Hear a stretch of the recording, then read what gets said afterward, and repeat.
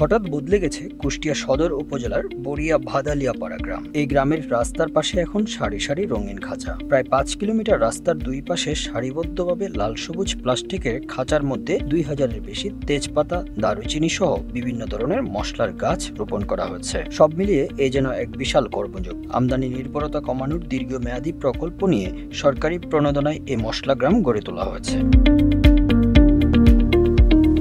এছাড়া আধুনিক পদ্ধতিতে চাষ হচ্ছে আরও ১৩ পদের মশলা। ইতিমধ্যে দেশের একমাত্র মশলা চাষের গ্রাম হিসেবে পরিচিতি পেয়েছে কুষ্টিয়া সদর উপজেলার এই গ্রামটি। এই গ্রামের অরিজিনাল নাম হচ্ছে বড়িয়া। এখন মশলা গাছের চাষ করার কারণে এই গ্রামের নাম হয়ে গেছে এখন অত্যাধুনিক মশলা গ্রাম।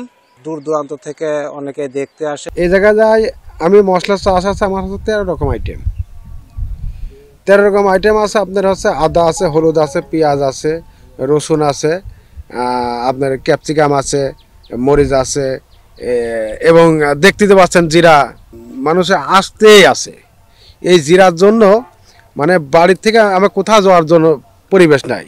এই এলাকার ঐতিহ্য বলতে পারেন আপনি। পেঁয়াজ চাষ, রসুন চাষ, এটা এই দিকে অনেক আগে থেকেই ছিল।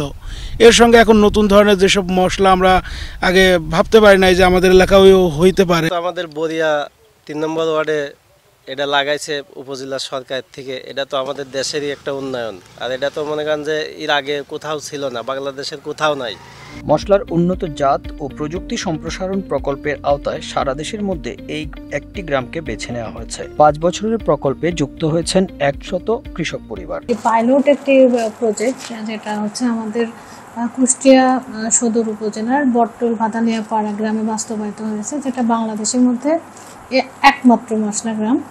এটা আসলে প্রকল্প যখন শুরু করেছে, এটা আমাদের নিজস্ব উদ্যোগ না, এটা হচ্ছে প্রকল্পের।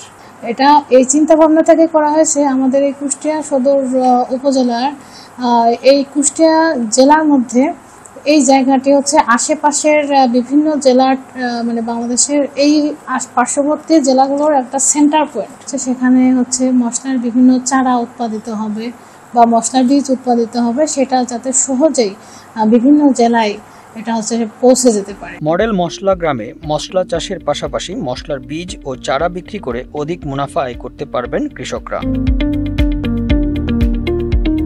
Bangla affairs news desk.